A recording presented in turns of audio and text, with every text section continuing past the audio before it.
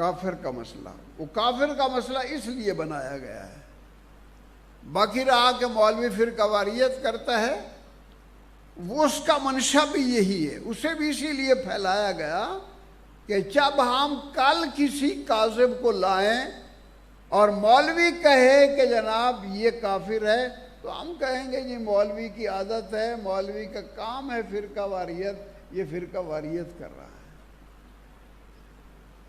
دیکھیے 1400 سال متفق کا ایک امر کے خلاف جو آدمی اٹھتا ہے، جو کہتا ہے، فساد یہی کر رہا ہے، انتشار یہی پھیلا رہا ہے، فرقہ بازی یہی کر رہا ہے۔ اور میں پوری ضمانت سے کہتا ہوں علماء دیوبند کبھی بھی فرقہ واریت کے مرتکب نہیں ہوئے۔ البتہ محافظت دین جو ہے وہ ان کا فرض ہے، وہ کریں گے اور کر رہے ہیں اور کرتے رہیں گے۔